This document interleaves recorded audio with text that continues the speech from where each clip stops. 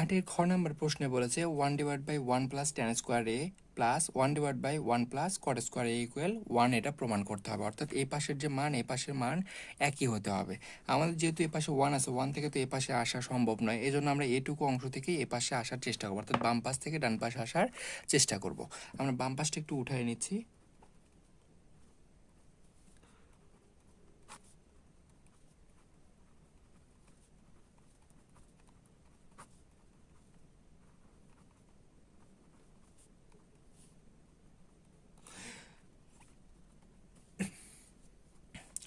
যেহেতু আমাদের 1 বের করতে হবে, অ্যান্সার কিন্তু আমাদের বের করতে হবে 1, সেক্ষেত্রে আমরা কিন্তু জানি যে 1 আসে দুইটা ভাবে, একটা হয় সূত্রের মাধ্যমে অথবা উপর নিচ ভগ্নাংশের উপর নিচে কাটাকাটি করে আমরা 1 নিয়ে আসতে পারি। সেহেতু আমাদের দেখতে হবে যে এখানে আসলে কোনো সূত্র ব্যবহার করে 1 আসে কিনা। দেখা যাচ্ছে যেহেতু একটা টেন স্কোয়ার একটা কট স্কোয়ার, তো কট স্কোয়ার টেন স্কোয়ার থেকে কিন্তু আলাদা আলাদা জিনিস, যেখান থেকে 1 আসার সম্ভাবনা কিন্তু নাই। তাহলে আমাদের কি করতে হবে, হয় তাহলে যেহেতু সূত্রের মাধ্যমে যাচ্ছে না, সেক্ষেত্রে আমাদের কিন্তু প্রয়োগ করতে হবে কি, যে একই চেহারার জিনিস যেন নিয়ে আসতে পারে। আমাদের একই চেহারার কথার অর্থ হচ্ছে এখানে যেহেতু দুইটা অনুপাত আছে, একটা ট্যান এবং একটা কট, স্কোয়ার আছে কি আছে এটা দেখার বিষয় নয়, আমাদের ট্যান এবং কট দুইটা অনুপাত আছে, সেক্ষেত্রে আমরা করতে পারি যে একটা অনুপাতে আমাদের পরিবর্তন করতে পারে, একটা অনুপাতে নিয়ে আসতে পারি পুরোটাকে। যেহেতু আমরা ট্যানটাকে ভাঙাইও কিন্তু ট্যানের বিপরীত যেহেতু আমরা মানে বলতেই পারি যে কট, আমরা কিন্তু জানি ট্যানের বিপরীত কি 1/কট, তাহলে কটের বিপরীত কি হবে, ট্যান হবে। একইভাবে আমরা যে কোনো একটা লিখতে পারি, আমরা হয় ট্যানটাকে কটে নিয়ে আসবো অথবা কটটাকে ট্যানে আসবো, তাহলে কিন্তু পুরোটার ভিতরে খালি একটা অনুপাতই থেকে যাবে। তাহলে কিন্তু সেক্ষেত্রে আমাদের উপর নিচ কাটাকাটি করে কিন্তু 1 আসার একটা সম্ভাবনা রয়েছে। তাহলে আমরা কি করতে পারি, আমরা যদি ট্যানটাকে রেখে দিই, তাহলে 1 প্লাস ট্যান স্কোয়ার এটা যেটা আসছিল এটা রেখে দিলাম আমি, তাহলে উপরে 1 ছিল, 1 এখানেও ছিল, কিন্তু আমরা কিন্তু কটটাকে পরিবর্তন করে ট্যানে নিয়ে আসবো। সেক্ষেত্রে কি করতে পারি, তাহলে যেহেতু কটটা হচ্ছে ট্যানের বিপরীত, সেক্ষেত্রে কিন্তু আমরা লিখতে পারি যে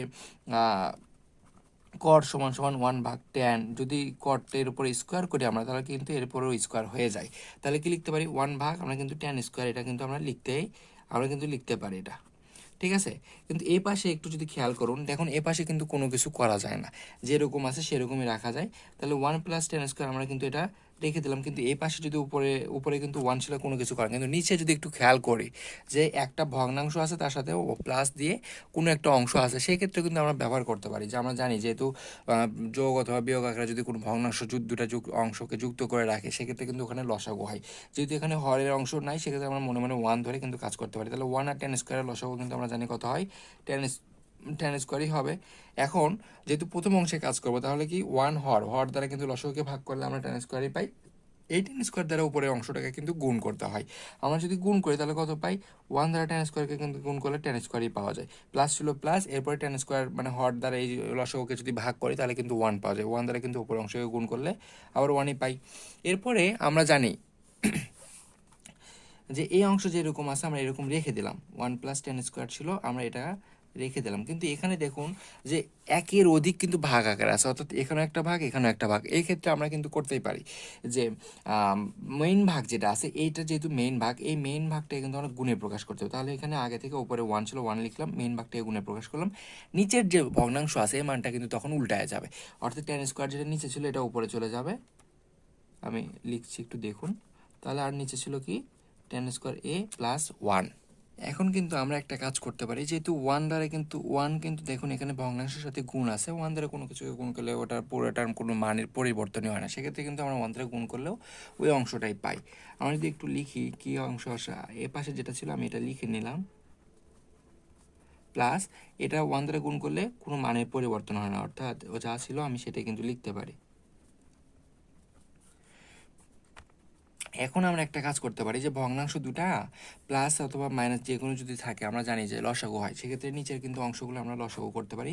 দেখুন দুটা কিন্তু একই জিনিস, এই দুটো যদি চেয়ারের দিকে একটু খেয়াল করেন একই জিনিস, তার মানে দুটা সংখ্যার একই জিনিস যদি হয় তাহলে লসাগুর ক্ষেত্রে একটা লিখতে হয়। তাহলে আমরা লিখলাম tan² + 1। এখন প্রথম অংশ যেহেতু কাজ করব, সেক্ষেত্রে আমাদের দেখতে পাচ্ছি যে এটার হর যেটা আছে, হর দ্বারা লসাগুকে ভাগ করলে আমরা কত পাই, 1 পাই। 1 দ্বারা কিন্তু উপরে 1কে গুণ করলে কিন্তু আমরা 1ই পাই, প্লাস ছিল প্লাস, একই রকম অংশ এটাও আমরা হর দ্বারা যদি লসাগুকে ভাগ করে 1 পাই, একই চেহারা যেহেতু কাটাকাটি করে আমরা 1 পাই। এই 1 দ্বারা উপরে tan² গুণ করলে কিন্তু tan² পাই। এখন দেখুন একটা জিনিস খেয়াল করে যে উপরে দুইটা অংশ tan স্কোয়ার এবং ওয়ান দুটা কিন্তু প্লাস দ্বারা যুক্ত আছে, নিচেও কিন্তু একই রকম প্লাস দ্বারা যুক্ত আছে। তার মানে আমরা জানি যে কোনো অংশকে যদি প্লাস তো মাইনাস দ্বারা যদি লেখা হয় তখন ওটাকে পুরোটাকে একটা অংশ বলে। সেই ক্ষেত্রে আমরা কিন্তু ওয়ান প্লাস tan স্কোয়ারকে একটা অংশ বলতে পারি, নিচেও সেক্ষেত্রে একই রকম কথা tan স্কোয়ার প্লাস ওয়ান একই রকম আমরা সাজায় লিখতে পারি। যোগ থাকলে কোনো অসুবিধা নেই, সাজায় লিখতে পারি, একই জিনিস বোঝাই। তখন কিন্তু আমরা এই উপরের অংশ আর নিচের অংশ কিন্তু কাটা দিতে পারি, কাটা দিলে কি পাওয়া যায়? ওয়ান পাওয়া যায়, যে অংশটা আমাদের বের করতে বলছিল ডান পক্ষের মান। এটা আমরা কিন্তু প্রমাণ করে দেখালাম।